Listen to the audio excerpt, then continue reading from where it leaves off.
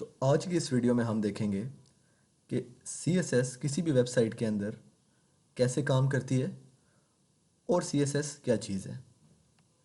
तो आज की इस वीडियो में मैं कोशिश करूँगा कि जो भी एक बेसिक वेबसाइट के अंदर स्टाइलिंग या CSS अप्लाई होती है उसमें क्या क्या टॉपिक्स हैं, तो मैं कोशिश करूँगा मैं उन सब को कवर कर दूँ। तो सबसे पहले मैं आपको CSS का इंट्रोडक्शन देता हूँ कि CSS है क्या चीज़। जैसे किसी भी वेबसाइट का बेसिक स्ट्रक्चर होता है HTML। किसी भी वेबसाइट को क्रिएट करने के लिए हमें जो एक स्ट्रक्चर चाहिए होता है वो हम HTML के थ्रू क्रिएट करते हैं। लेकिन उसी स्ट्रक्चर को जब हमें डिज़ाइन करना हो, उसमें खूबसूरती लानी हो, तो हम CSS का यूज़ करते हैं। तो अब हम देखते हैं कि हम CSS की फ़ाइल कैसे क्रिएट करते हैं और अपना काम कैसे इस पे स्टार्ट करते हैं। तो ये मैंने एक फ़ोल्डर क्रिएट करके रखा हुआ है CSS नाम का।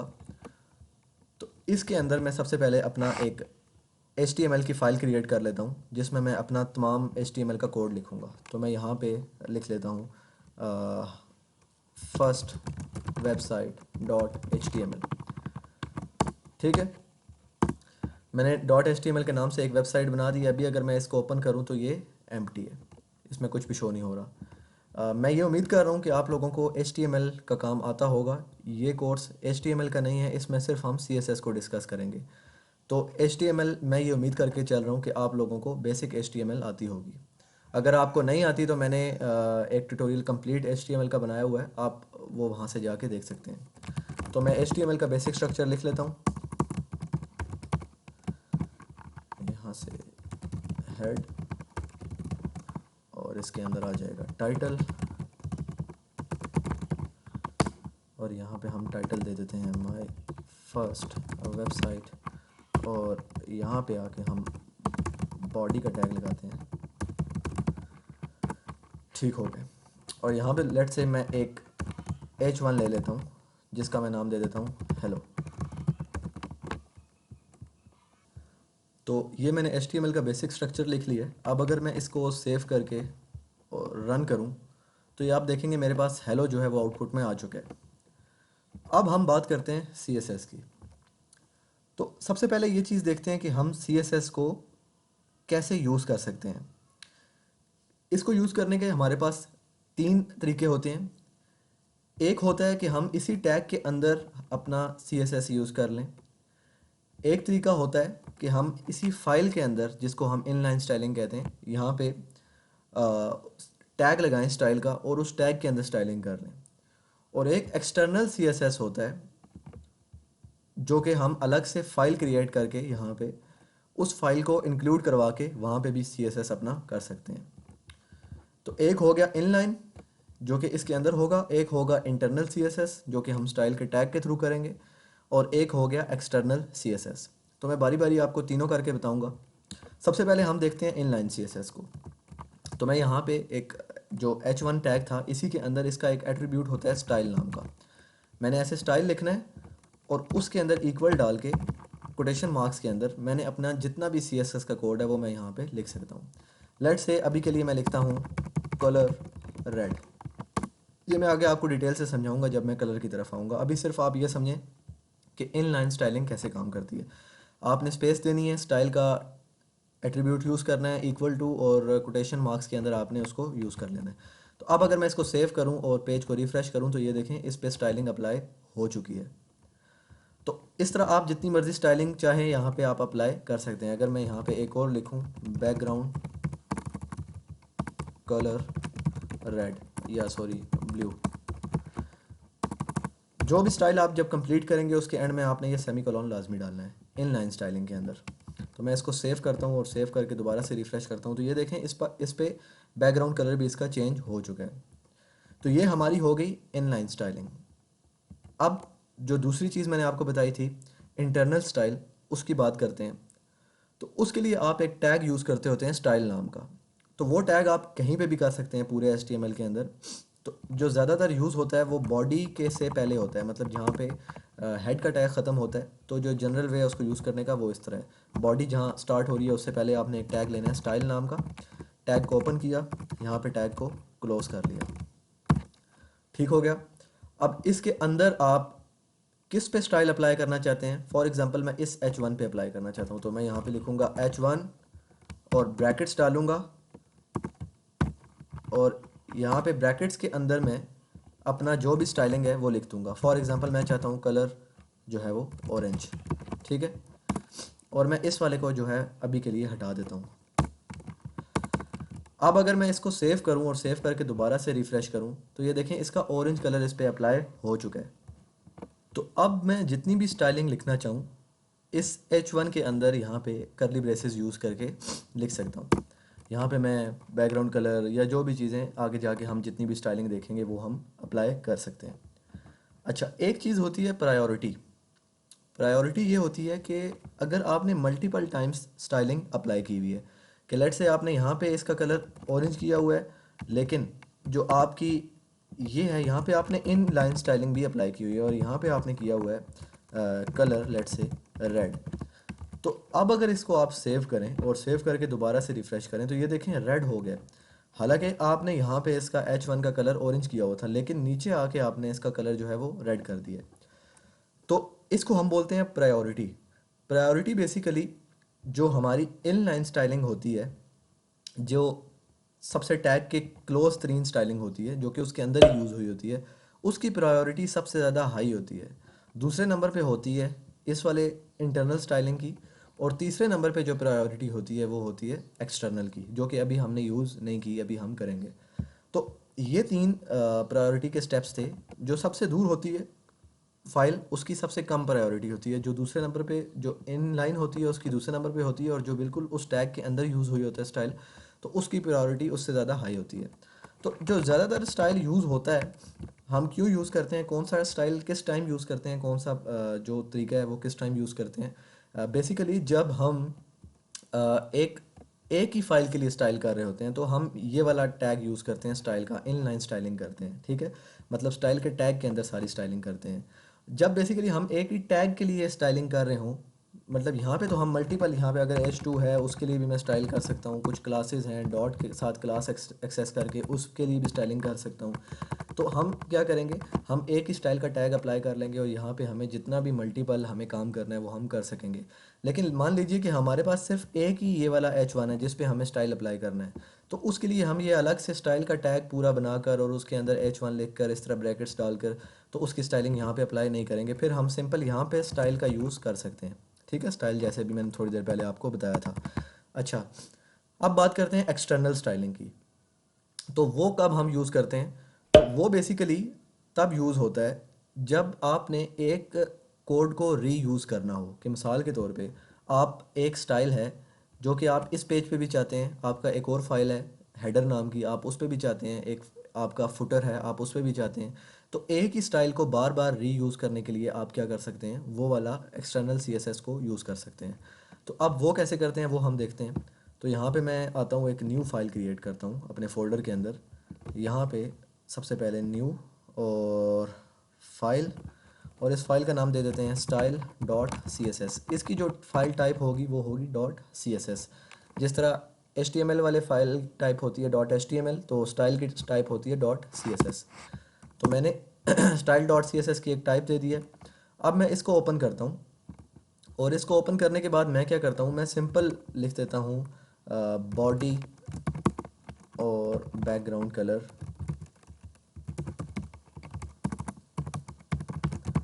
रेड। अभी ये बैकग्राउंड कलर और ये कलर, ये सब क्या चीज़ें हैं मैं बारी बारी आपको आगे जाके बताऊंगा। अभी सिर्फ मैं आपको एक्सटर्नल CSS के बारे में बता रहा हूँ।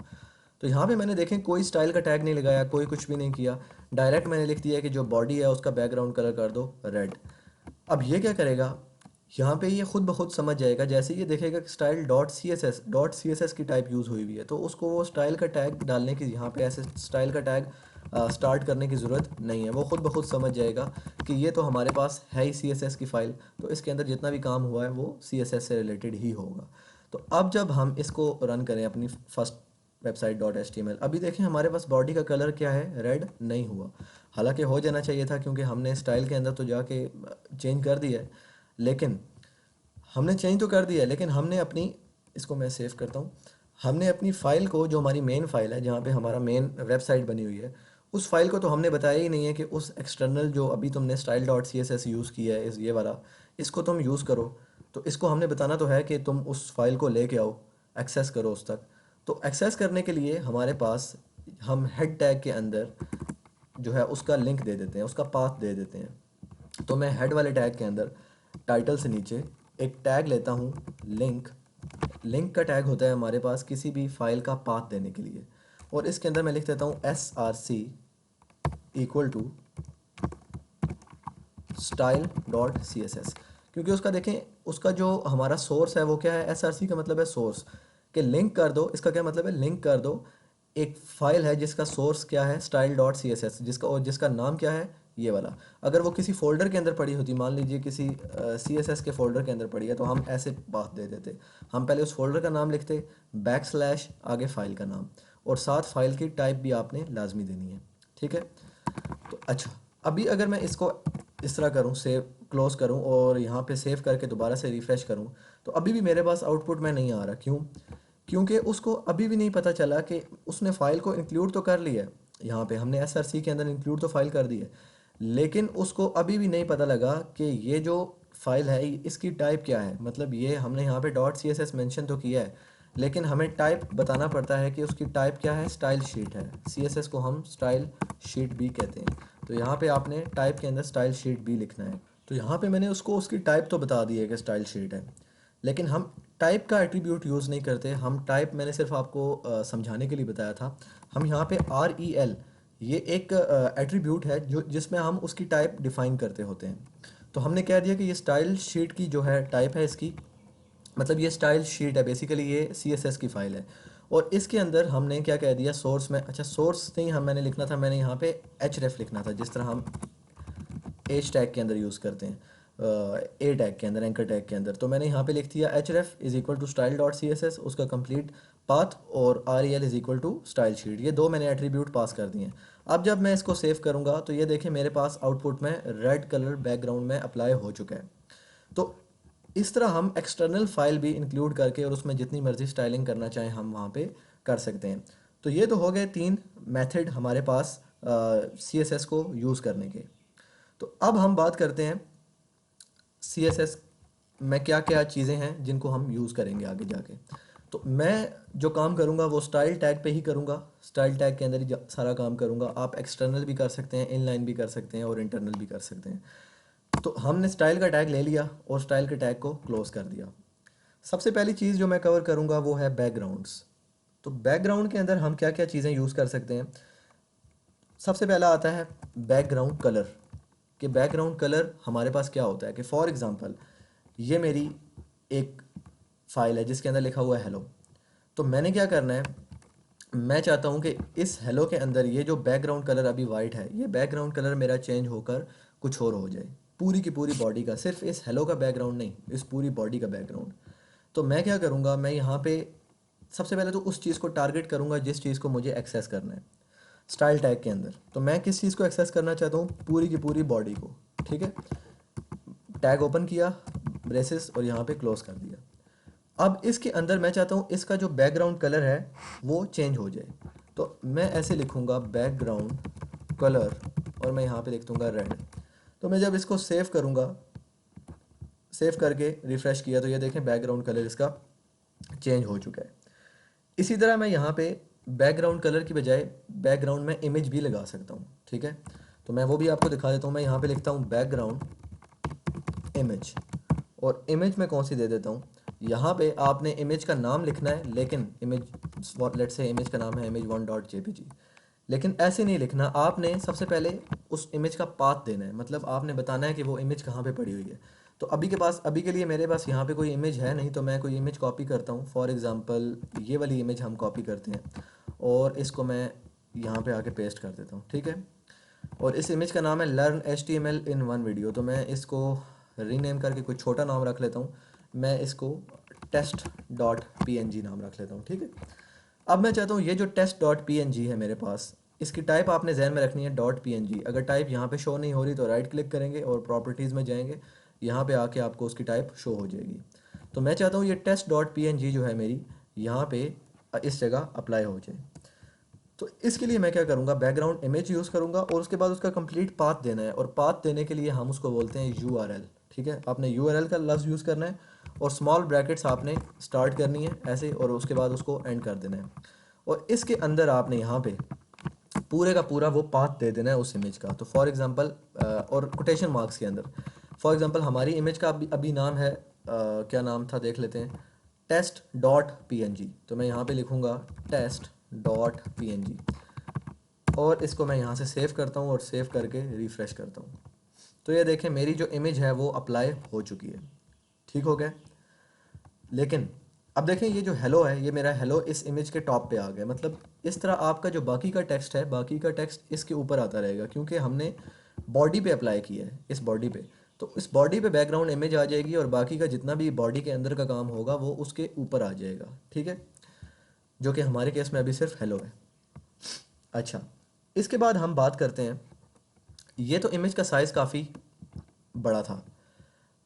फॉर एग्ज़ाम्पल हमारे पास कोई छोटी इमेज है, लेट्स से मैं कोई और इमेज देखता हूँ मेरे पास अगर है, क्योंकि मैंने आपको एक कॉन्सेप्ट समझाना है, रिपीट का कॉन्सेप्ट होता है वो। मैं इस मोबाइल वाली पिक्चर को कॉपी करता हूँ और यहाँ पे इसको पेस्ट करता हूँ, और इस पुरानी वाली को डिलीट कर देता हूँ और इसका नाम रख देता हूँ टेस्ट।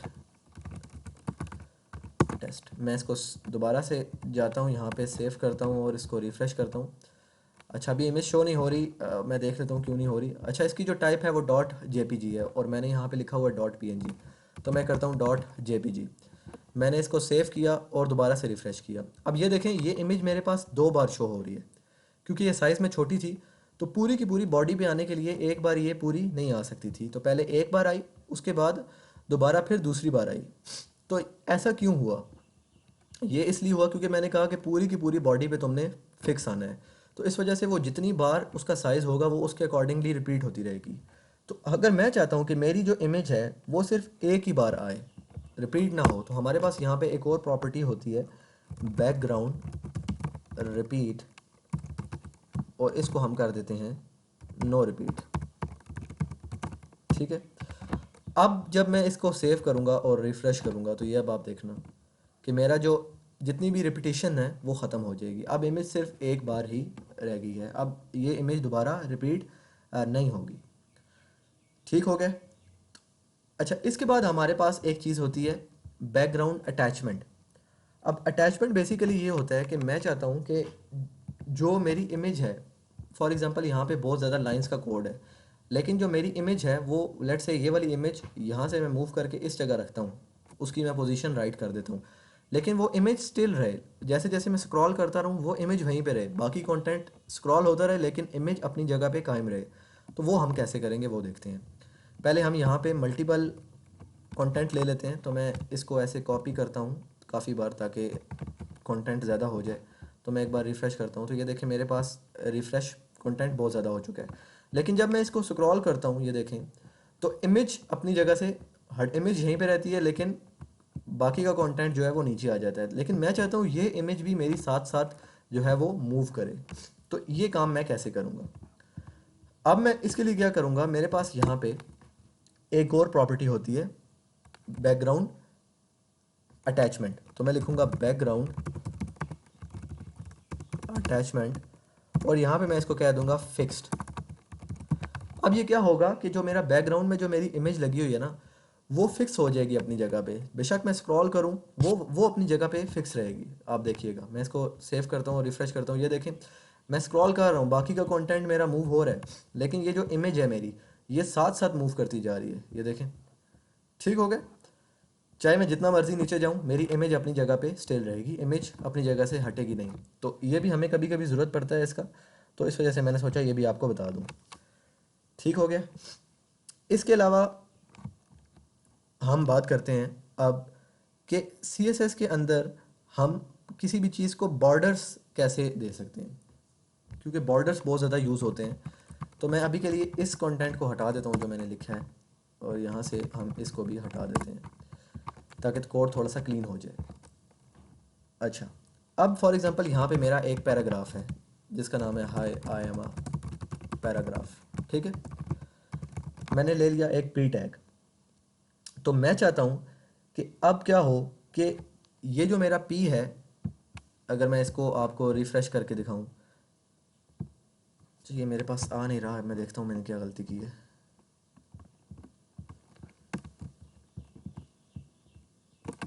इसको मैं एक बार दोबारा रिफ़्रेश कर लेता हूँ। तो ये देखिए मेरे पास hi I am a paragraph जो है वो शो हो चुके हैं। तो अब मैं चाहता हूँ कि जो मेरा ये P है, इसके गिर्द जो है एक बॉर्डर आ जाए, ठीक है। तो मैं जाऊँगा यहाँ पे आके लिखूँगा P,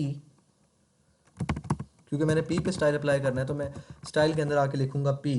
तो मैं इसका कर देता हूँ border radius, sorry, border style, और यहाँ पे मैं इसको कर देता हूँ डॉटेड। अब ये आप देखिएगा क्या क्या होगा मेरे पास। मैंने इसको रिफ़्रेश किया, तो ये देखिए मेरे पास इसके गिर्द एक बॉर्डर क्रिएट हो गया है यहाँ पे। तो और ये डॉट्स में शो हो रहे हैं मुझे। अगर मैं इसको थोड़ा क्लोज करूँ तो ये आप देखें, मैंने hi I am a paragraph है, उसके गिर्द एक बॉर्डर क्रिएट हो गया है, और वो डॉटेड लाइंस में मुझे शो हो रहा है। वो क्यों हो रहा है? क्योंकि मैंने पी को सबसे पहले कैच किया, इस पी को, और उसके अंदर मैंने कहा कि इसका जो बॉर्डर स्टाइल है वो क्या कर दो, डॉटेड, मतलब डॉटेड लाइंस में ले आओ। इसी तरह इसके हम बॉर्डर मल्टीपल टाइप के होते हैं। हम बॉर्डर स्टाइल, या इसी को हम चेंज कर लेते हैं। यहाँ पे मैं इसको मेरे पास एक और था डैश्ड का नाम का, आई थिंक मैं इसकी स्पेलिंग अगर DASHED आई थिंक होते हैं। तो इसको रिफ़्रेश करते हैं, तो ये देखें अब पहले डॉट थे, अब हमारे पास जो है वो डैशेस में चेंज हो चुके हैं। इसी तरह हमारे पास सॉलिड में भी होता है, मैं वो भी आपको चेक करा देता हूँ। यहाँ से ये किया, तो ये अब आप देखें सॉलिड लाइन में हो चुका है। इसी तरह और भी बहुत से होते हैं, बॉर्डर स्टाइल नन भी होता है, डबल भी होता है। तो उन सबको आप स्टडी कर लेना, मैं वो उसकी लिस्ट आपको प्रोवाइड कर दूंगा। मकसद ये था आपको समझाने का कि हम बॉर्डर स्टाइल कैसे किसी भी चीज़ पे अप्लाई कर सकते हैं। ये मैंने सिर्फ पी पे किया है, आप मल्टीपल एलिमेंट्स पे कर सकते हैं जिस पे आप करना चाहें। तो ये तो हो गया बॉर्डर। अच्छा, इसके बाद हम एक और चीज़ बॉर्डर के साथ कर सकते हैं, उसकी बॉर्डर की जो विथ है वो भी हम चेंज कर सकते हैं। लेट्स से मैं कहता हूँ बॉर्डर विथ। पहले मैंने बॉर्डर का नाम लिखना है, उसके बाद जिस चीज़ पे मैं स्टाइल अप्लाई करना चाहता हूँ मैंने वो चीज़ लिखनी है। तो मैं लिख देता हूँ बॉर्डर विथ। क्या बॉर्डर की जो विथ है वो कितनी कर दो, फॉर एग्जांपल 10 पिक्सेल्स कर दो। अब क्या होगा, अब जब मैं इसको दोबारा रिफ़्रेश करूँगा तो ये देखें मेरे पास ये काफ़ी ज़्यादा थिक इसकी विथ जो है वो हो चुकी है, मतलब विथ जो है वो इंक्रीज़ हो चुकी है। जैसे जैसे यहाँ से साइज़ इंक्रीज़ करता करता जाऊँगा उसकी विथ इंक्रीज़ होती जाएगी। तो इस तरह हम बॉर्डर की जो विथ है वो भी चेंज कर सकते हैं। अच्छा, इसके अलावा मैं बॉर्डर का कलर भी चेंज कर सकता हूँ। मैं यहाँ पे लिखूँ border colour, for example blue. तो अब आप देखना, ये देखें बॉर्डर का कलर भी चेंज हो चुके हैं। तो इस तरह बहुत सी प्रॉपर्टीज़ हैं जो कि बॉर्डर के साथ हम अप्लाई कर सकते हैं। बॉर्डर को हम राउंड भी कर सकते हैं, और उसके लिए हमें रेडियस की ज़रूरत पड़ती है। अगर मैं वो भी आपको करके दिखा देता हूँ। फॉर एग्जांपल मैं चाहता हूँ कि ये जो बॉर्डर है इसके ये जो कॉर्नर्स हैं ये बिल्कुल इस तरह के हुए हैं। मैं चाहता हूँ ये थोड़े से ऐसे राउंड होके मेरे पास आए, यहाँ पे ऐसे राउंड होके आए। तो मैं क्या कर दूँगा, बॉर्डर रेडियस, और लेट से इसको मैं 10 पिक्सेल्स कर देता हूँ, ठीक है। अब देखिएगा आप, अभी ये बिल्कुल स्क्वायर है, इसको जैसे ही रिफ़्रेश किया यहाँ से ये ऐसे राउंड हो चुके हैं। तो यहाँ पे मैं इसको अगर इसको इंक्रीज़ करूँ तो ये जैसे जैसे इंक्रीज़ करूँगा वो साथ साथ इसकी जो ये वाली गोलाई है वो बढ़ती जाएगी। तो इस तरह हम रेडियस भी इस पे अप्लाई कर सकते हैं। मल्टीपल प्रॉपर्टीज़ हैं, वो सब आपको मैं प्रोवाइड करूँगा, आप देख लेना। तो इसके बाद जो नेक्स्ट चीज़ है वो है पैडिंग। पैडिंग से पहले मैं आपको एक चीज़ और समझा दूँ, उसको हम बोलते हैं मार्जिन। मार्जिन और पैडिंग में बहुत लोग आपस में कंफ्यूज हो जाते हैं, डिफरेंस समझ नहीं आता। तो ये दोनों अलग अलग चीज़ें हैं, एक चीज़ नहीं है। तो अब मान लीजिए मेरे पास एक यहाँ पे डिव है, ठीक है। डिव बेसिकली एक रैपर होता है। ये यहाँ से स्टार्ट हुआ और इसके अंदर हम मल्टीपल कंटेंट ऐड कर सकते हैं। यहाँ से स्टार्ट हुआ और यहाँ पे आके एंड हो गया। अब ये डिव यहाँ से स्टार्ट हो रहा है और यहाँ पे एंड हो रहा है, इसके अंदर एक पी टैग है, ठीक है। तो अब अगर मैं चाहता हूँ कि मैं चाहता हूँ कि मैं इस डिव को, ये जो मेरा डिव है, इस पे मार्जिन अप्लाई करूँ। तो मैं यहाँ पे लिखूँगा डिव, और यहाँ से क्लोज किया इसको। अच्छा, ये पी भी मैंने लिखा हुआ है, इसको मैं हटा देता हूँ, और मैं इस पे कह देता हूँ मार्जिन, और लेट से हम कह देते हैं 10%। आप परसेंट में भी ले सकते हैं, पिक्सेल्स में भी ले सकते हैं, ठीक है। तो मैंने परसेंट कर दिया। अब अगर मैं इसको रिफ़्रेश करूँ तो ये देखें मेरे पास ये इस जगह तक पहुँच चुका है, ठीक है। क्योंकि मैंने मार्जिन इस पर अप्लाई किया है कि इतना 10% का मार्जिन इस पर अप्लाई कर दो। लेकिन मैं चाहता हूँ कि ये सिर्फ टॉप से मूव हो लेकिन बाकी साइड से मूव ना हो। अभी तो ये देखें आप, ये टॉप से भी मूव हो रहा है, लेफ्ट से भी मूव हो रहा है, बॉटम तो है ही बहुत नीचे, लेकिन अगर यहाँ पे होता है ये तो बॉटम से भी मूव होता, और अगर राइट वाली साइड पे होता तो ये राइट से भी मूव होता, क्योंकि मैंने लिखा है सिर्फ मार्जिन। लेकिन अगर मैं लिखूंगा ऐसे मार्जिन लेफ्ट, तो अब क्या होगा, सिर्फ लेफ्ट वाली साइड से मूव होगा, बाकी तीनों साइड से मूव नहीं होगा। तो मैं इसको रिफ्रेश करता हूँ, ये तो ये देखें सिर्फ लेफ्ट लेफ्ट से ये 10% मूव हो चुका है, बाकी साइड से मूव नहीं हुआ। इसी तरह अगर मैं यहाँ पे लिखूँ मार्जिन टॉप 5%, तो अब क्या होगा, अब लेफ्ट से 10% मूव हुआ है और टॉप से 5% यहाँ तक मूव होके आ जाएगा। तो ये अब आप देखें टॉप से भी मूव हो चुका है। तो आप मार्जिन आप पे डिपेंड करता है, सिचुएशन पे डिपेंड करता है कि आप टॉप से मूव करते हैं, लेफ्ट से मूव करते हैं, या किस तरह आप उस पर काम करते हैं, ठीक है। अच्छा, इसके बाद बात आती है पैडिंग की। मार्जिन आई होप आपको क्लियर हो चुका होगा, तो मैं इसको जो है वो, बल्कि इसको रहने देता हूँ, इसके अंदर की जो स्टाइल है उसको रिमूव कर देता हूँ, क्योंकि हम डिव पे ही अप्लाई करते हैं मार्जिन और पैडिंग दोनों। तो मैं चाहता हूँ पैडिंग समझाने से पहले मैं इसके गिर्द एक बॉर्डर लेके आ जाता हूँ, ताकि आपको पैडिंग का कॉन्सेप्ट समझ आ जाए। अभी अगर मैं इस पे पैडिंग ऐसे अप्लाई करूँ ना, तो यहाँ पे मैं लिखूँ पैडिंग, और पैडिंग, सॉरी, PADDING पैडिंग, और मैं कह दूँ लेट्स से 50 पिक्सेल्स।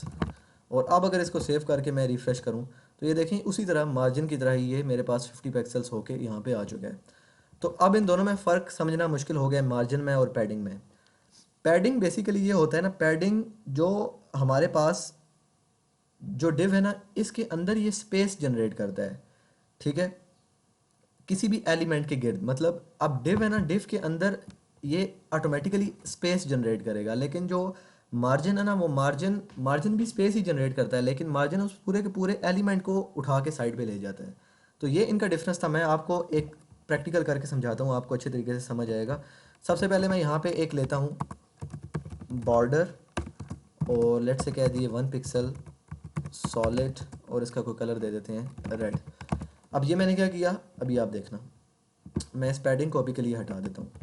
मैंने एक बॉर्डर डिफाइन कर दिया है ऐसे, इस डिव के गिर्द एक बॉर्डर डिफाइन कर दिया है। अब अगर मैं इस पे मार्जिन अप्लाई, मैं इस पी को अभी के लिए हटा देता हूँ, क्योंकि पी की ज़रूरत हमें नहीं है, हम सिर्फ डिव पे काम कर रहे हैं। अब अगर मैं इस पे मार्जिन अप्लाई करूँ, मैं कहूँ मार्जिन कर दो 30 पिक्सेल्स, ठीक है। तो अब आप देखना ये क्या करेगा, ये पूरे का पूरा जो है ना, यहाँ से लेकर ये सारे का सारा उठ के नीचे आ जाएगा।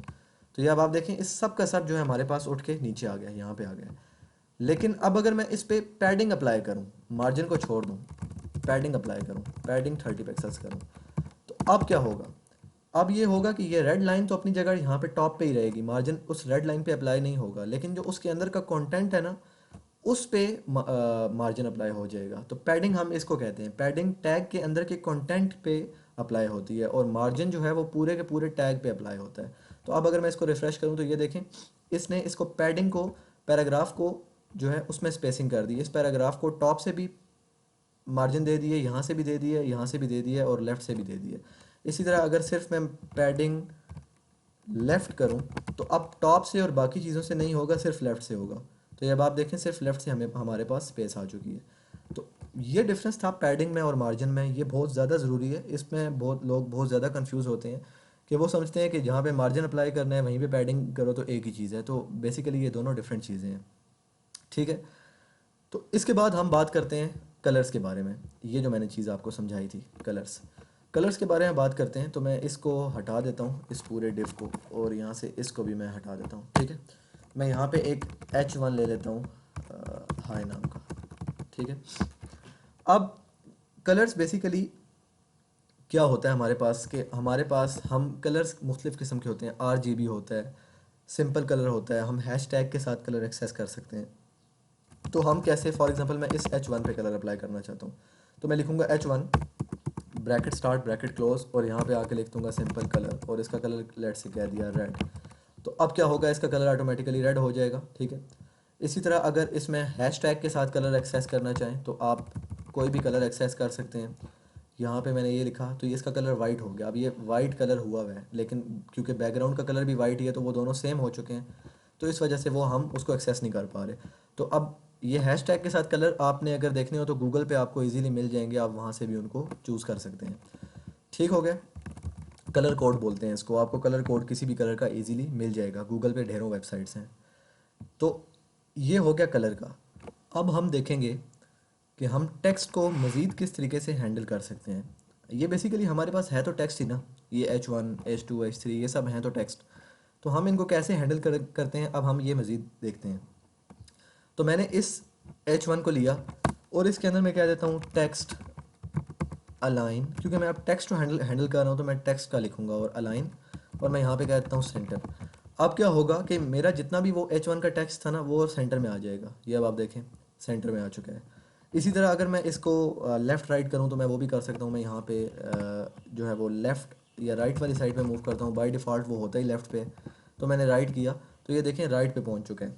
बाय डिफ़ॉल्ट अगर देखें तो हम उसको कुछ भी अप्लाई ना करें तो वो होता ही इस जगह पे है, मतलब लेफ़्ट वाली साइड पे होता है। फिर उसके बाद एक चीज़ आती है टेक्स्ट डेकोरेशन की। अब टेक्स्ट डेकोरेशन क्या होता है कि हम उसको फॉर एग्जांपल इसको अंडरलाइन करना चाहें, इसको हाईलाइट करना चाहें, या फिर इसको ऐसे कट का निशान आ जाए इसके ऊपर, तो वो काम कैसे करते हैं वो देखते हैं। तो मैं यहाँ पे एक हमारे पास प्रॉपर्टी होती है टेक्स्ट, ये सब हम टेक्स्ट के बारे में देख रहे हैं, टेक्स्ट डेकोरेशन, और यहाँ पे मैं कह दूँ लाइन, और इसको मैं कहता हूँ ओवरलाइन। तो अब आप देखना ये क्या काम करेगा। जैसे ही मैंने इसको रिफ्रेश किया तो ये देखें ओवरलाइन, मतलब इसके ऊपर लाइन आ चुकी है। ओवरलाइन का मतलब है कि ये जो हमारी टेक्स्ट डेकोरेशन लाइन है ना, कि जो हमने डेकोरेशन वाली लाइन अप्लाई की है वो इसके ऊपर ले आओ, इस H1 के ऊपर ले आओ, टॉप टॉप पे। तो हमने ओवरलाइन अप्लाई कर दी है। इसी तरह हम इसको लाइन थ्रो भी कर सकते हैं। उससे क्या होगा वो भी आप देखना, लाइन THROUGH। तो ये जैसे ही लिखा मैंने, पेज रिफ़्रेश किया, तो जब आप देखें लाइन थ्रू मैंने किया तो वो उस टैग के अंदर आ गया, उस टैग के सेंटर में उसने उसको कट कर दिया। तो आप मुख्तलिफ़ किस्म की हैं आपके पास लाइन थ्रू हैं, एक अंडरलाइन भी होती है, अगर उसके नीचे आप लेके आना चाहें तो वो भी मैं आपको करके दिखा देता हूँ। यहाँ से अंडरलाइन लिख के मैंने सेव किया और इसको रिफ़्रेश किया तो ये देखें ये बिल्कुल इसके नीचे आ चुकी है।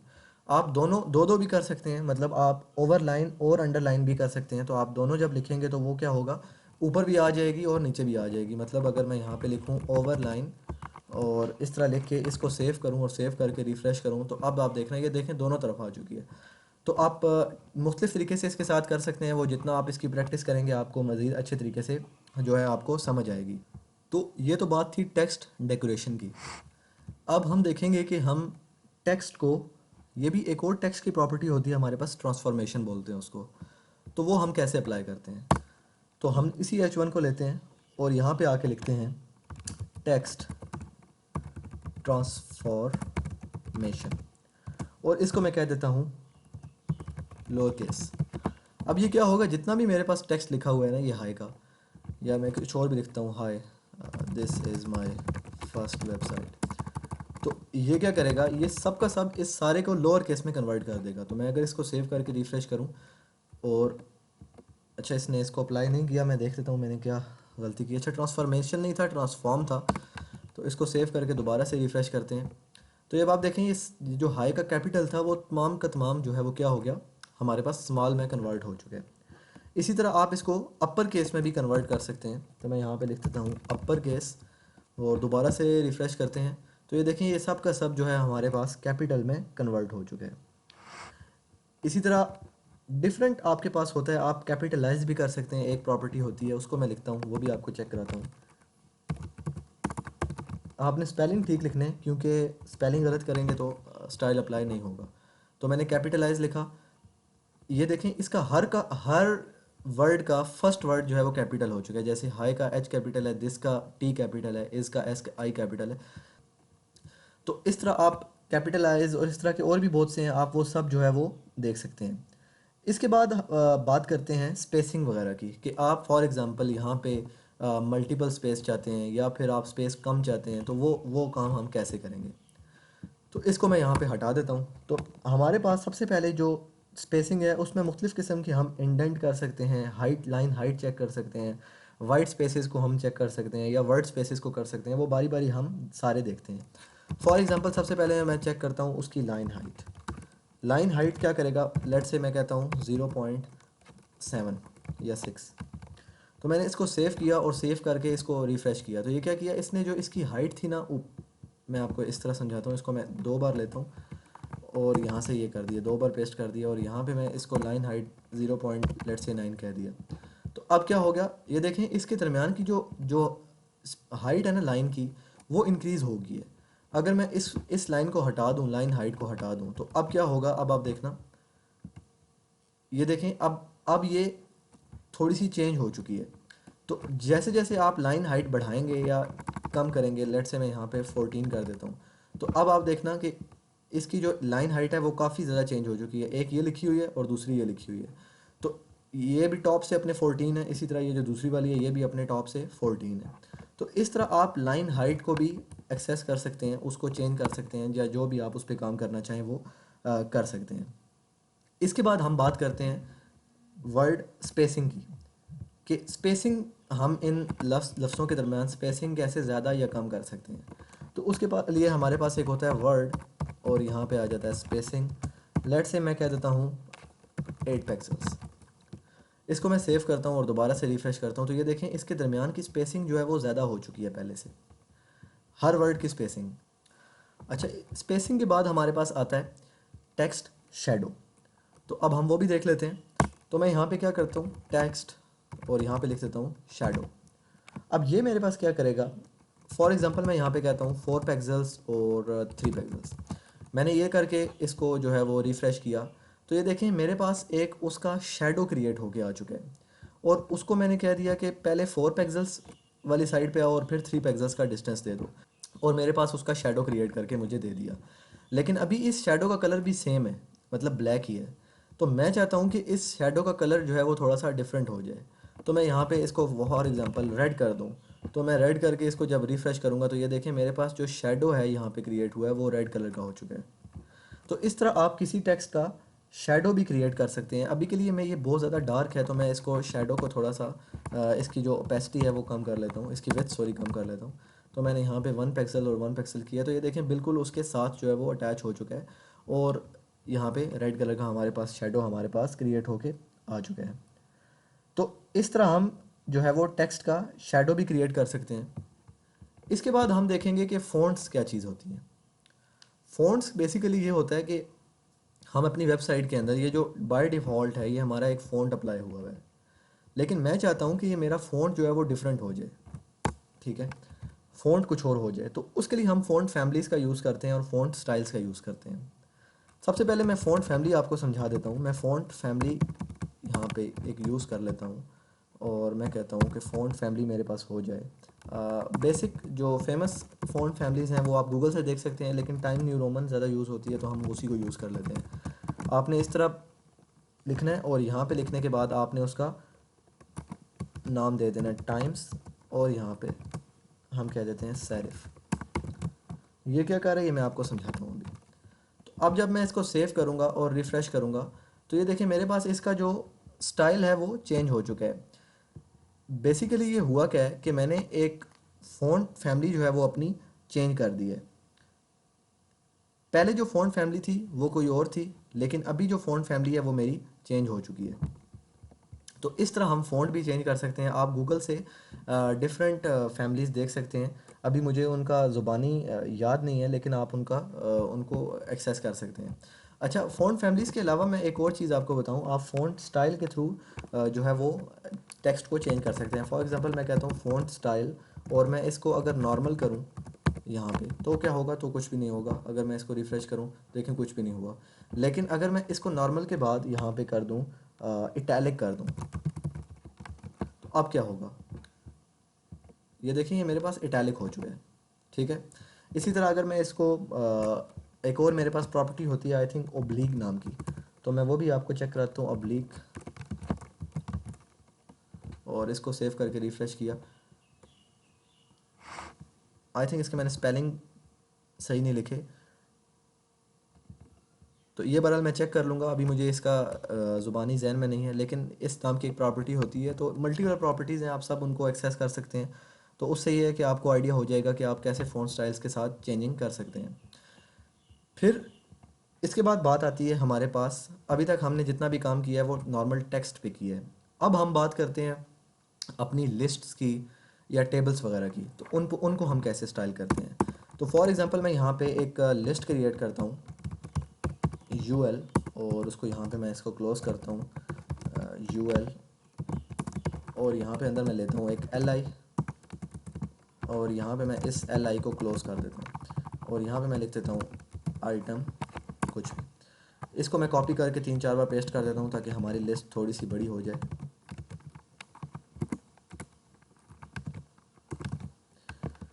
अच्छा, इसको मैं ज़रा अरेंज कर लेता हूँ।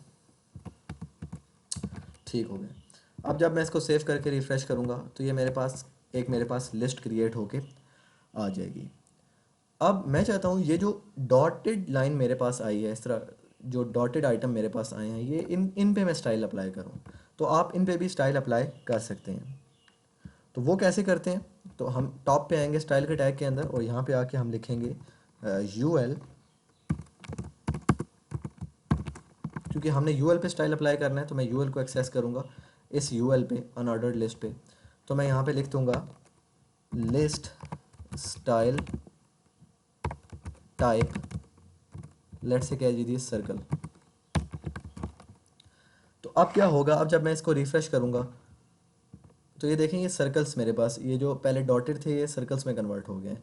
इसी तरह आप इसको स्क्वायर भी कर सकते हैं। फॉर एग्ज़ाम्पल यहाँ पे मैं इसको अगर सर्कल के बजाय यहाँ से इसको मैं स्क्वायर कर दूँ तो क्या होगा, तो ये स्क्वायर्स में कन्वर्ट हो जाएंगे। ये देखें स्क्वायर्स में कन्वर्ट हो गए हैं। तो आप इसके साथ मल्टीपल काम कर सकते हैं। आई थिंक डायमंड भी होता है, ये वो आप चेक कर लीजिएगा। अब अगर फॉर एग्जांपल यहाँ पे यू एल के बजाय मेरे पास ओ एल होता, क्योंकि ओ एल में तो हमारे पास सर्कल्स या स्क्वायर नहीं होते, क्योंकि ओ एल में तो हमारे पास ऑर्डर्ड लिस्ट होती है, नंबर्स होते हैं, 1 2 3 होता है। ये देखें 1 2 3 4 होता है। तो इस पे कैसे स्टाइल अप्लाई करें? फॉर एग्जांपल मैं चाहता हूँ मैं यहाँ पे जो अल्फ़ाबेट्स हैं 1 2 3 4 ना आए, बल्कि रोमन जो काउंटिंग होती है उसमें आ जाए। तो वो कैसे हो? तो मैं यहाँ पे लिस्ट स्क्वायर टाइप को यहाँ पे क्या कर दूँगा, स्क्वायर से हटाकर यहाँ पे लेट से कहता हूँ अपर रोमन। एक होता है अपर रोमन, एक होता है लोअर अल्फ़ा। अब लोअर अल्फ़ा क्या होता है और अपर रोमन क्या होता है, मैं दोनों आपको चेक करा देता हूँ।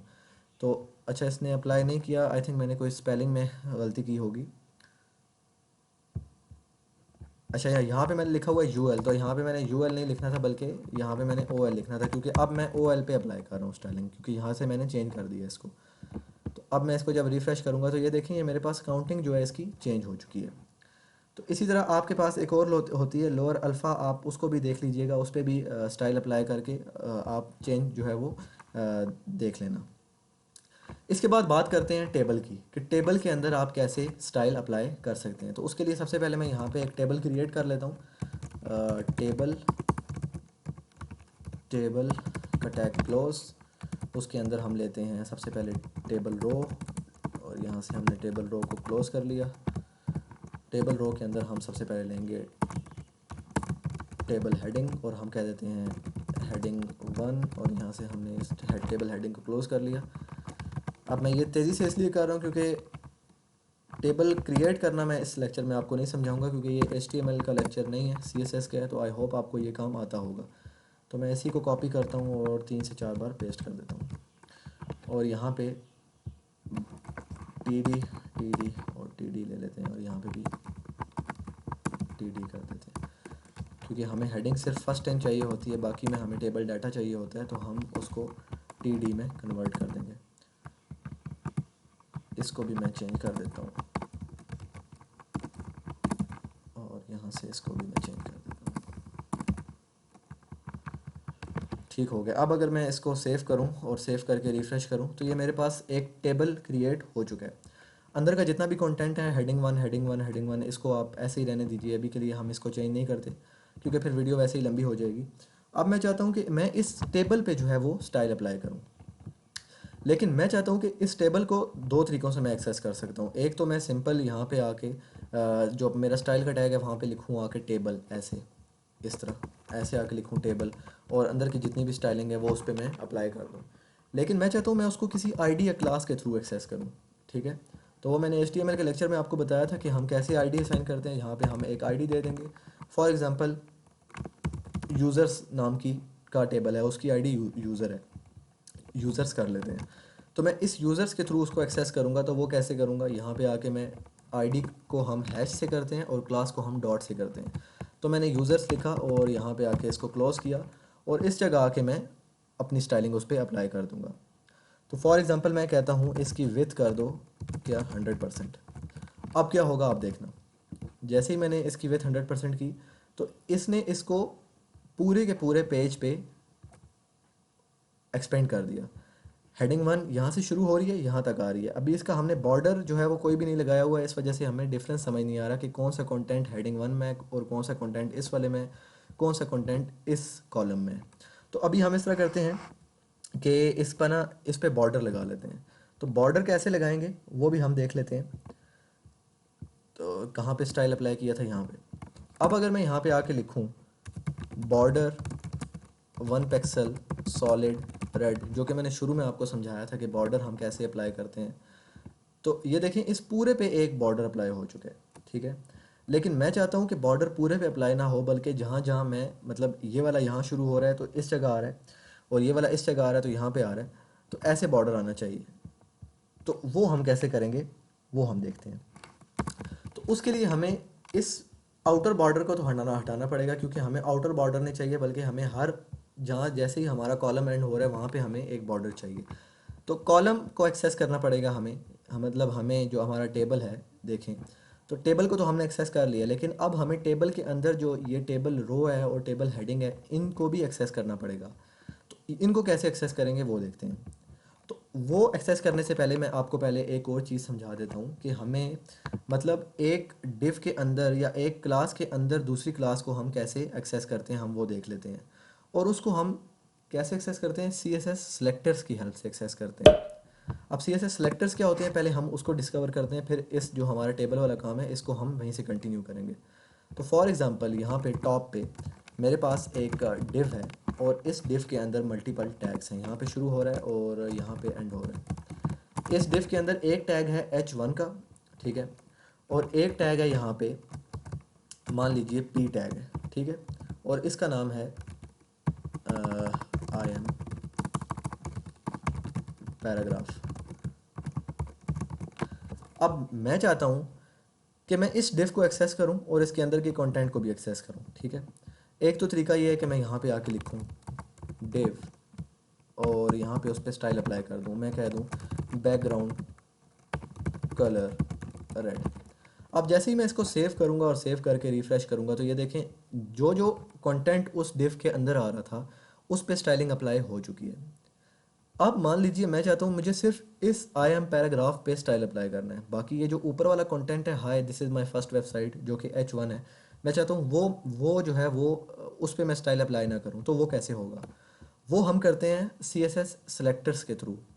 मतलब एक डिव के अंदर हम स्पेसिफिक कोई भी चीज़ सेलेक्ट करना चाहें तो वो हम कैसे करेंगे। अगर इस डिव के अंदर मैं सिर्फ ये वाली हेडिंग या ये वाला पैराग्राफ सेलेक्ट करना चाहूँ तो वो कैसे करूँगा। तो यहाँ पे मैं इस डिव को एक्सेस कर रहा हूँ तो मैं लिखूँगा स्पेस, स्पेस लिखने के बाद मैं P लिख दूँगा। अब ये बेसिकली क्या हुआ है, ये जो मेरा डिव था ये पेरेंट था, ठीक है, और ये वाला जो है ये पेरेंट है और ये दोनों इसके चाइल्ड हैं H1 और P, क्योंकि ये दोनों इसके अंदर हैं तो ये दोनों इसके चाइल्ड हो जाएंगे। तो हम क्या कर रहे हैं, मैं कह रहा हूँ कि जो मेरा डिव है वो इस वाले डिव को लो पेरेंट को और उसके अंदर के उस चाइल्ड को ले लो, मतलब इस ये पेरेंट है और इस पेरेंट का ये वाला चाइल्ड जो है उसको एक्सेस करो। और जैसे ही वो मैं उसको एक्सेस करूँगा तो फिर मेरे पास क्या होगा, अब आप देखना, ये देखें सिर्फ इस पे स्टाइल अप्लाई हुआ है, मतलब पेरेंट्स के थ्रू मैं चाइल्ड पे गया हूँ। मैं नॉर्मल इस तरह भी करता अगर तो क्या होता, तो हम देखते हैं, ये देखें तो भी मेरे पास कोई आउटपुट में चेंज नहीं आ रहा।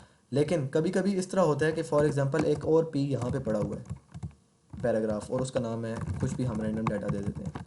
तो अब जब मैं सेव करूँगा तो ये देखें इस वाले पे भी अप्लाई हो चुका है और दूसरे पे भी अप्लाई हो चुका है। तो ये तो मेरे पास मेरा जो लॉजिक है वो गलत हो चुकी है। मैं चाहता हूँ मैं सिर्फ इस पे अप्लाई करूँ, तो मैं कैसे करूँगा, मैं पहले उसके पेरेंट का नाम लिखूँगा और फिर उसके चाइल्ड का नाम लिखूँगा। अब जैसे ही ये मेरा पेरेंट है और वो उसके चाइल्ड पे पहुँचेगा और कहेगा इस पेरेंट के अंदर जितने भी P नाम के चाइल्ड हैं उन सब पे ये स्टाइल अप्लाई कर दो, तो वो उसको रेड रेड स्टाइल अप्लाई कर देगा।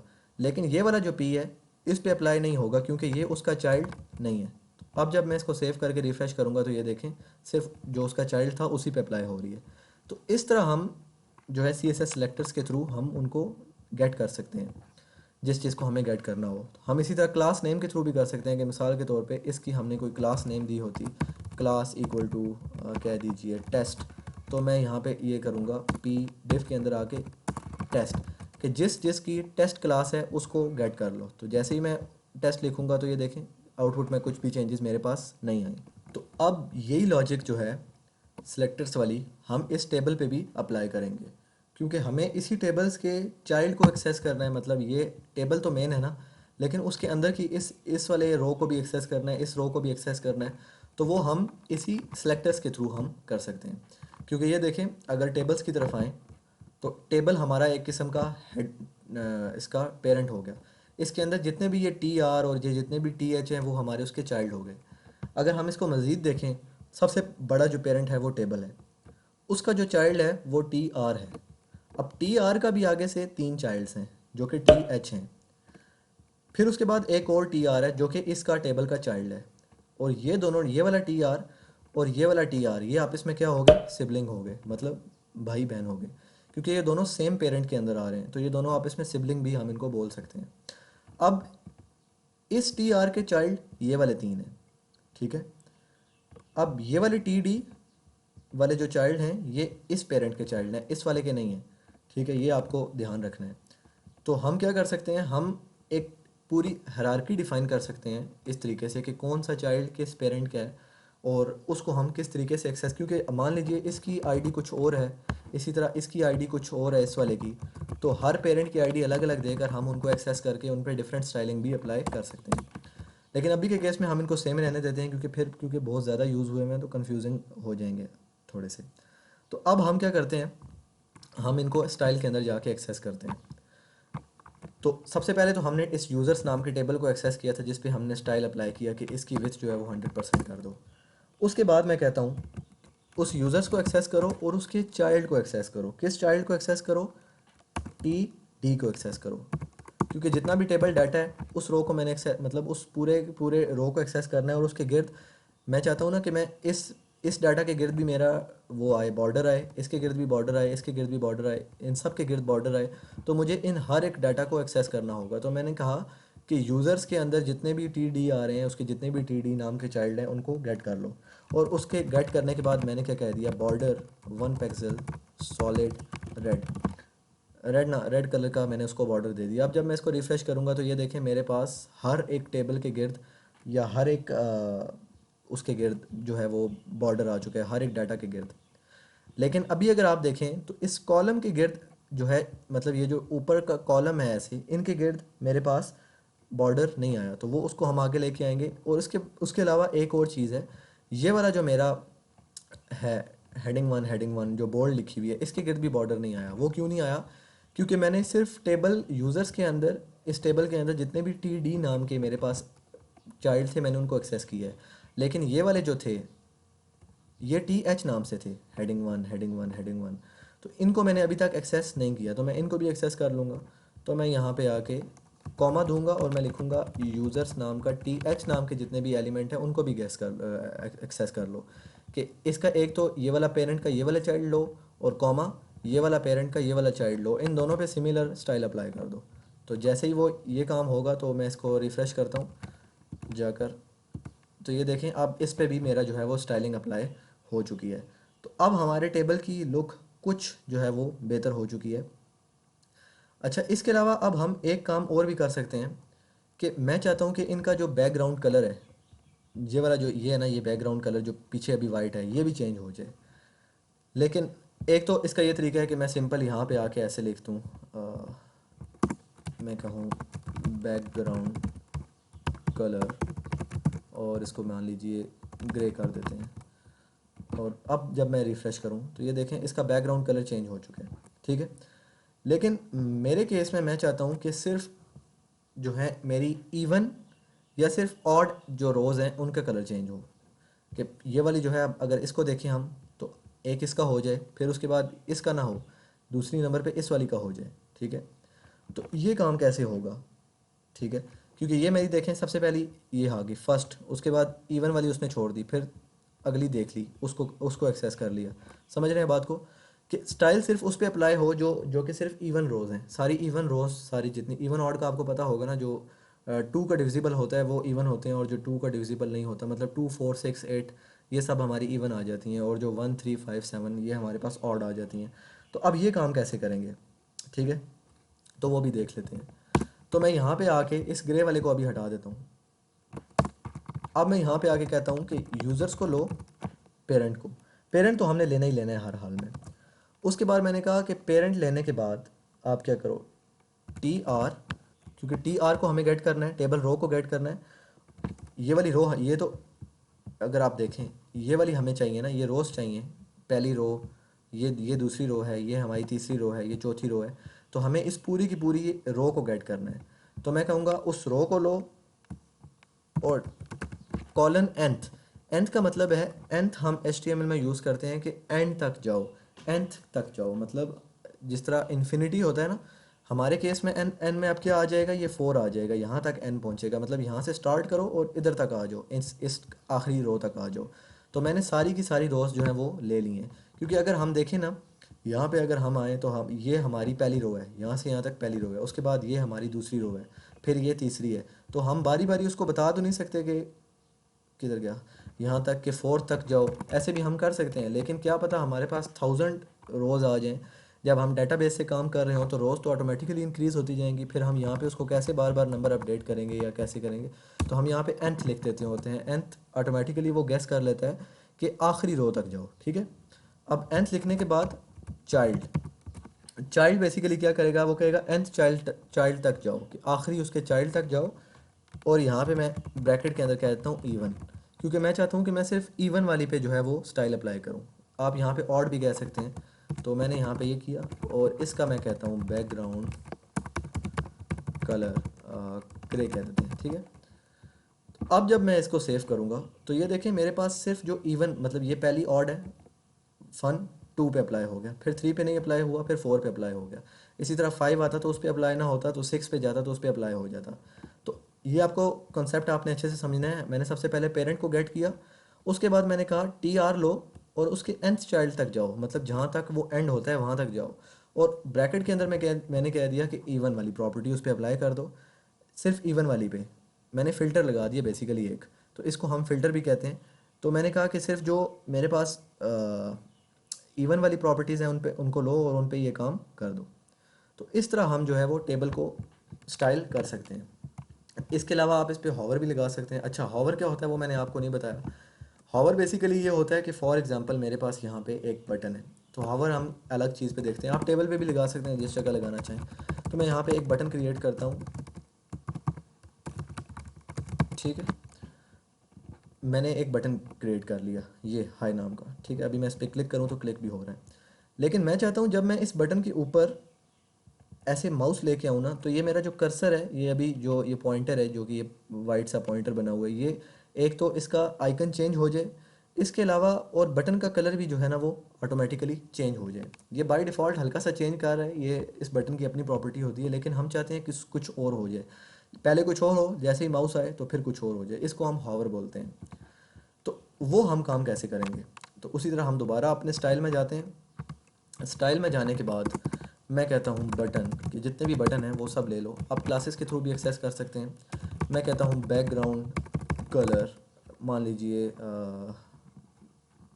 रेड ही कर देते हैं, और इसकी विथ हम थोड़ी सी ज़्यादा कर देते हैं, विथ मान लीजिए हम 200 पिक्सेल्स कर देते हैं। आप अगर इसको दोबारा से सेव करें और रिफ़्रेश करें तो ये हमारा एक बटन बन चुका है, ठीक है, रेड कलर का, जो कि बहुत ही बुरा लग रहा है, लेकिन ये है एक बटन ही। तो अब मैं चाहता हूँ कि जैसे ही माउस इसके ऊपर ऐसे आए ना, एक तो इसका कलर चेंज हो जाए और एक हमारे माउस का जो पॉइंटर है वो चेंज हो जाए। तो वो कैसे करेंगे, तो अब यहाँ पे आकर मैंने इस बटन से बाहर निकलना है, इस स्टाइल से बाहर निकलना है। मैंने किस पे अप्लाई करना है, बटन पे अप्लाई करना है, इस बटन पे करना है ना, लेकिन कौन सा फ़िल्टर लगाना है, हॉवर का लगाना है। तो आप ऐसे कॉलन डालेंगे और यहाँ पे आके आके लिखेंगे हॉवर, और उसके बाद अंदर जितनी भी स्टाइलिंग अप्लाई करेंगे वो हॉवर होने पे होगी, वो समझ जाएगा कि बटन के पास आना है, और जैसे ही इसके ऊपर माउस आएगा, हॉवर बोलते हैं, उसके ऊपर लेके आना। तो अंदर का काम आपने यहाँ पे डिफाइन कर देना है। तो फॉर एग्जांपल मैं कहता हूँ एक तो उसका बैकग्राउंड कलर दोबारा चेंज कर दो, उसको बैकग्राउंड कलर कर दो ग्रे, कि जैसे ही उसके ऊपर हॉवर करता जाए उसका आपको बैकग्राउंड कलर चेंज कर देना है। मैं इसको रिफ़्रेश करता हूँ और यहाँ पे अभी इसका कलर रेड है, जैसे देखिए मैंने जैसे ही माउस लेके आया उसका कलर ग्रे हो गया, और जैसे ही बैक किया वो दोबारा चेंज हो गया। ठीक है, इसके अलावा मैं कह रहा था कि ये मेरा पॉइंटर भी चेंज हो जाए, तो पॉइंटर कैसे चेंज करेंगे वो भी देख लेते हैं। हम क्या देते हैं, कर्सर पॉइंटर। अब ये क्या करेगा ये आप देखना। अच्छा, कर्सर पॉइंटर नहीं लिखना, कर्सर लिखने के बाद आपने उस का नाम लिखना होता है जो आप आइकन लेके आना चाहते हैं। तो अभी मेरे जहन में आइकन नहीं है, उसको आई थिंक हम बरल मैं चेक करके बता दूंगा, अभी मेरे जहन में एग्जैक्ट उसका नाम नहीं है। यहाँ पे हम उसका नाम लिखते होते हैं जो हमें यहाँ पे आइकन लेके आना होता है। आपके पास इंटरनेट पे लिस्ट अवेलेबल होगी, आप उस लिस्ट का नाम लिखेंगे तो सारे कर्सर्स के नाम आ जाएंगे। आपने बस यहाँ पे वो जो भी कर्सर्स आप लेके आना चाहें तो वो आप यहाँ पे ऑटोमेटिकली आ जाएगा। ठीक हो गया। अच्छा, इसके बाद हमारे पास कुछ और चीज़ें होती हैं, कुछ एलिमेंट्स होते हैं, इन लाइन एलिमेंट्स हो गए। ठीक है, तो उनको भी हम देख लेते हैं। अब इन लाइन एलिमेंट डिस्प्ले की कुछ प्रॉपर्टीज़ होती हैं, तो वो सब हमारे पास बहुत ज़्यादा जो है वो यूज़ होते हैं। जैसे सबसे पहले फॉर एग्ज़ाम्पल मेरे पास यहाँ पे एक हेडिंग है, एक शुरू में एक और हेडिंग लेते हैं, या इसी को ले लेते हैं, इस डिफ को डिलीट कर देते हैं, ये चलें अलग से ही ले लेते हैं। यहाँ पे मैंने लिखा H2 high I am heading 2 और इसको मैंने क्लोज कर दिया। अब मैं चाहता हूँ मैं इस पे इन लाइन एलिमेंट्स की हेल्प से इस पे स्टाइलिंग अप्लाई करूँ। ये जो टॉप पे आई है हाई आई एम हेडिंग 2, तो ये काम कैसे करूँगा? ये करने के लिए मैं क्या करूँगा, सबसे पहले आपको मैं बताता हूँ डिस्प्ले के बारे में। ठीक है, तो मैं यहाँ पे इस जगह अपने स्टाइल के अंदर इस H2 को गेट करता हूँ। ठीक है, और मैंने कहा कि इसकी जो विजिबिलिटी है वो क्या कर दो, नन कर दो। ये बहुत ज़्यादा यूज़ होने वाली चीज़ है, इनलाइन एलिमेंट्स, इसको आपने अच्छे से देखना है। मैंने सेव किया, इसको सेव करके रिफ़्रेश किया। अच्छा, स्पेलिंग आई थिंक गलत लिखे होंगे, स्पेलिंग देख लेते हैं, VISI। अच्छा, नन नहीं करना था हमें, यहाँ पे हिडन करना था। तो अब क्या हुआ, ये देखिए मेरे पास जो यहाँ पे मैंने लिखा हुआ था वो गायब हो गया। लेकिन वो गायब तो हो गया, लेकिन क्या हुआ कि उसके अंदर की जो स्पेस उसने ली हुई थी ना वो नहीं चेंज हुई। मतलब ये वाला होना तो ये चाहिए था कि जैसे ही ये हमारे पास यहाँ से रिमूव हुआ है, इसको यहाँ से उठ के यहाँ टॉप पे आ जाना चाहिए था, लेकिन वो काम नहीं हुआ। तो सिर्फ उसकी विजिबिलिटी ख़त्म हुई है, विजिबिलिटी हमने हाइड कर दी है। लेकिन अगर हम विजिबिलिटी की जगह हम इसको करें डिस्प्ले नन, अब क्या होगा अब आपने देखना है। अब ये वाली जो इसकी स्पेस इसने ली हुई थी ना यहाँ तक, वो भी रिमूव हो जाएगी। तो ये देखें उसकी स्पेस भी रिमूव हो चुकी है। तो डिस्प्ले नन और विजिबिलिटी हिडन ये हम अक्सर जगहों पे यूज़ करते हैं। कहाँ कहाँ यूज़ करते हैं वो जब आगे में हम कंप्लीट एक वेबसाइट बनाएंगे तो आपको अच्छे तरीके से समझ आ जाएगा। तो अब हम देखेंगे कि पोजीशंस हमारे पास क्या चीज़ होती हैं। पोजीशन हमारे पास मुख्तलिफ़ किस्म की होती हैं, जैसे कि स्टैटिक हो गई, फिक्स हो गई, रिलेटिव हो गई, एब्सोल्यूट हो गई। लेकिन जो बहुत ज़्यादा यूज़ होने वाली हैं वो हमारे पास दो हैं, एक है रिलेटिव और एक है एब्सोल्यूट। अब एब्सोल्यूट और रिलेटिव क्या होती हैं वो हम बारी बारी देखते हैं। अब बेसिकली मैं चाहता हूँ कि ये जो मेरा फॉर एग्ज़ाम्पल ये वाला जो एक टेबल है या एक इमेज है, लेट से इमेज के ऊपर एक और इमेज लेके आना। मतलब मैं आपको प्रैक्टिकल करके दिखा देता हूँ। मैं यहाँ पे एक इमेज क्रिएट करता हूँ इमेज टैग के नाम से, और उसका सोर्स दे देते हैं, यहाँ पे इस टैग को क्लोज़ कर देते हैं। इमेज का नाम हमने क्या रखा था, test.jpg। तो मैं यहाँ पे उस इमेज को ले लेता हूँ test.jpg।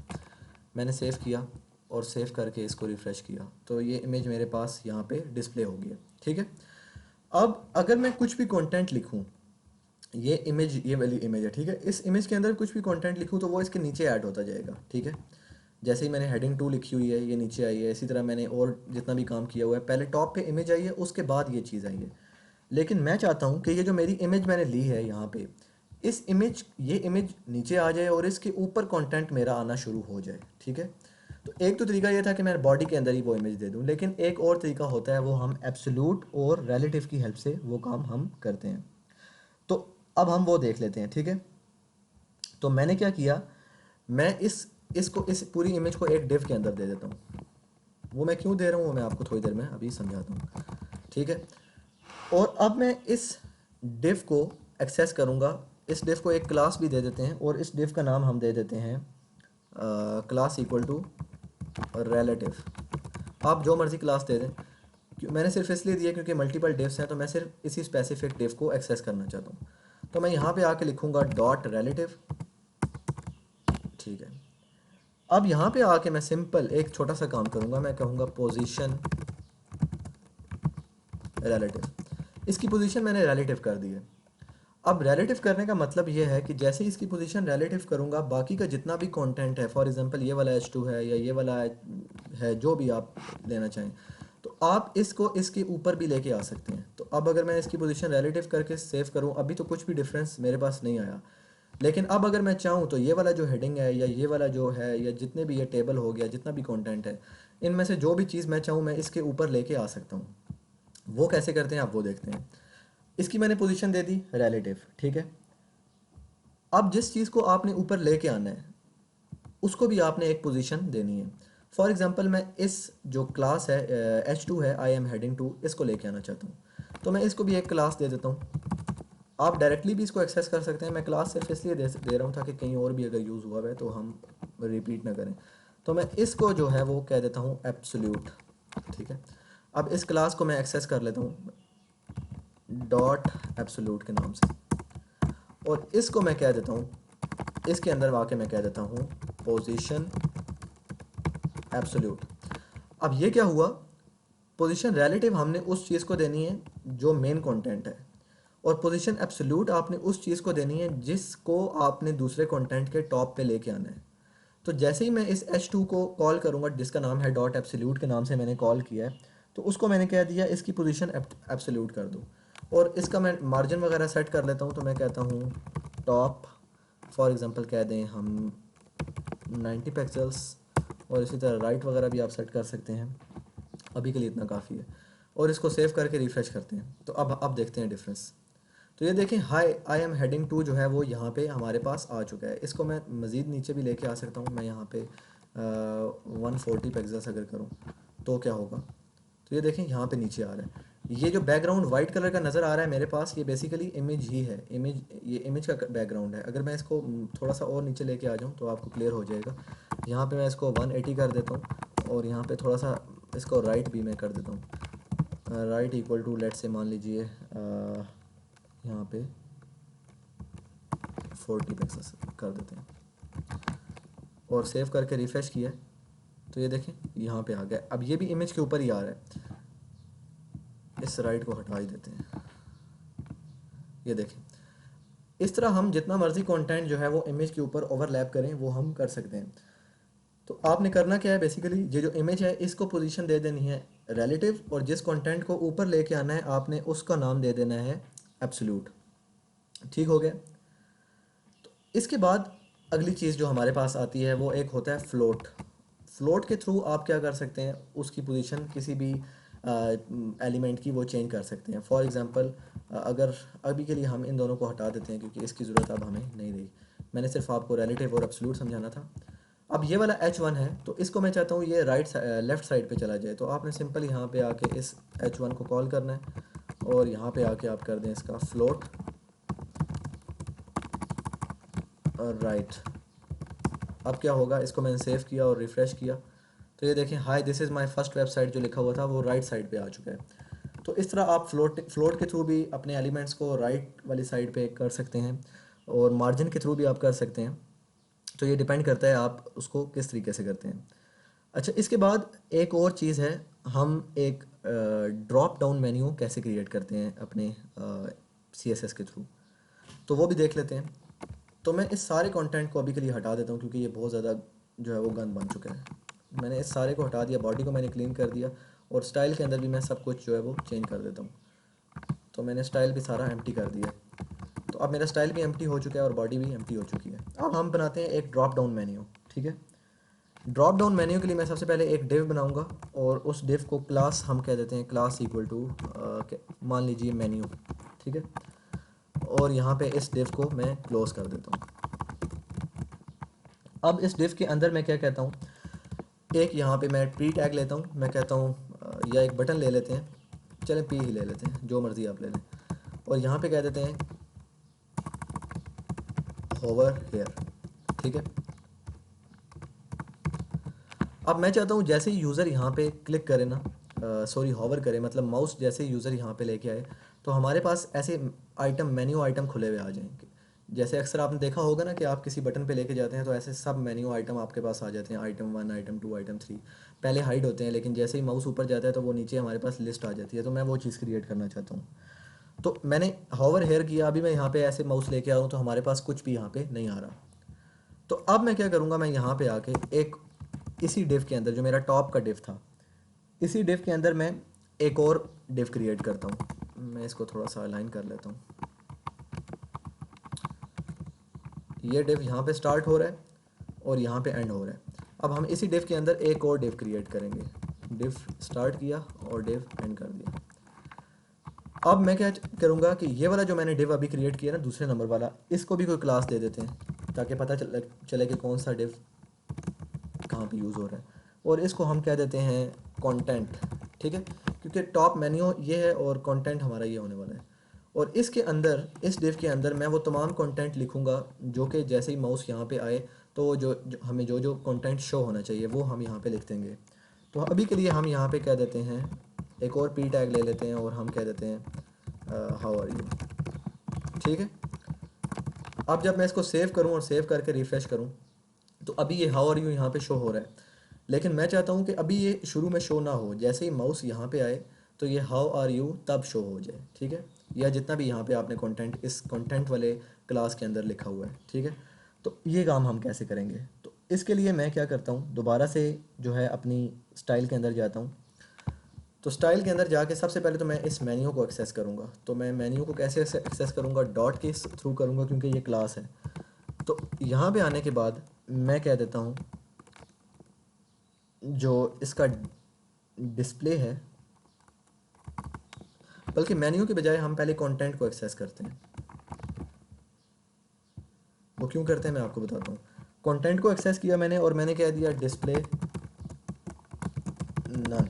ठीक हो गया, पेज रिफ्रेश करते हैं, देखें उसका डिस्प्ले नन हो गया। थोड़ी देर पहले मैंने आपको बताया था कि डिस्प्ले नन क्या चीज़ होती है, कैसे काम करता है। तो हमने इस कंटेंट पूरे को, ये जो अंदर वाला कंटेंट है, इसको हमने डिस्प्ले नन कर दिया। अब मैं चाहता हूँ जैसे ही माउस यहाँ पे आए तो जो उसका डिस्प्ले नन था ना वो चेंज हो जाए, वो चेंज होकर हमें शो होना शुरू हो जाए। तो हम क्या करेंगे, हम इस मेन्यू को एक्सेस करेंगे क्योंकि इस पे हमने होवर का एक प्रॉपर्टी लगानी है। तो हमने इसको एक्सेस करना है, तो कैसे करेंगे, हम लिखेंगे डॉट मेन्यू और इस तरह सॉरी होवर। अब होवर होने पे क्या हो, हावर होने पे हमने इस वाला जो हमने थोड़ी देर पहले डॉट कंटेंट का डिस्प्ले नन किया था ना, हमें उसका डिस्प्ले जो है वो दोबारा से चेंज करना है। तो हम फॉर एग्जांपल पहले हम चेक कर लेते हैं हावर काम कर रहा है या नहीं कर रहा। तो हम यहाँ पे लिख देते हैं बैकग्राउंड कलर रेड, कि हावर हो तो बैकग्राउंड कलर रेड हो जाए। अब इसको रिफ़्रेश करते हैं, ये देखें मैंने इस पे ऊपर माउस लेके आता हूँ तो इसका जो हावर होने पे जो बैकग्राउंड कलर है वो चेंज हो जाता है। लेकिन मैं चाहता हूँ जो मैंने अंदर हाउ आर यू लिखा था ना इस कंटेंट वाली क्लास के अंदर, वो शो हो जाए। तो वो कैसे शो होगी, तो इसमें हम स्पेस देते होते हैं।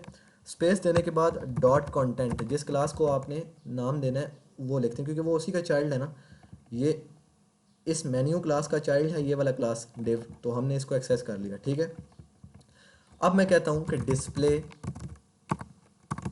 ब्लॉक कर देते हैं। अब ये क्या करेगा कि वो जैसे ही इसके चाइल्ड इस पे होवर करेगा तो वो उसके चाइल्ड की जो प्रॉपर्टी है पहले वो नन हुई थी उसको अपडेट करके क्या कर देगा, ब्लॉक कर देगा, मतलब डिस्प्ले उसकी विजिबिलिटी हमें शो कर देगा। ठीक है, तो ये देखिए मैं इस पे जैसे ही माउस लेके आता हूँ मुझे अपना ड्रॉप डाउन मेन्यू जो है वो यहाँ पे शो होना शुरू हो जाता है। तो इस तरह हम अपना ड्रॉप डाउन मेन्यू भी क्रिएट कर सकते हैं। इसके अंदर आप जितने भी कंटेंट लिखें, फॉर एग्जांपल यहाँ पे मैं मल्टीपल लिखूँ ऐसे, तो क्या होगा, सब के सब हमें तभी शो होंगे जब हम ऐसे माउस उसके ऊपर लेके आएंगे। तो ये देखें मैं माउस ऊपर लेके आता हूँ तो वो शो हो जाता है और माउस हटाता हूँ तो वो आगे से हट जाता है। तो ये थी कुछ बेसिक स्टाइलिंग जो हम CSS के थ्रू अप्लाई कर सकते हैं। मैक्सिमम वेबसाइट्स में यही कुछ अप्लाई होता है, लेकिन बस वो इतना ज़्यादा काम होता है कि वो उसको अरेंजमेंट करके हम एक वेबसाइट को काफ़ी ज़्यादा खूबसूरत तरीके से बना सकते हैं। अगर आपके ये सब बेसिक कॉन्सेप्ट अच्छे हो गए तो आप एक कंप्लीट वेबसाइट की सीएसएस अच्छे तरीके से कर सकते हैं। तो इसके बाद हम देखेंगे एक कंप्लीट वीडियो में हम जावास्क्रिप्ट को कवर करेंगे, और उसके बाद हम HTML CSS और जावास्क्रिप्ट के थ्रू हम एक प्रॉपर एक वेबसाइट बनाएंगे जिसको हम अच्छे तरीके से डिज़ाइन भी करेंगे, और उसमें हम HTML के भी सारे कॉन्सेप्ट्स लेके आएंगे, जावास्क्रिप्ट के भी और CSS के भी।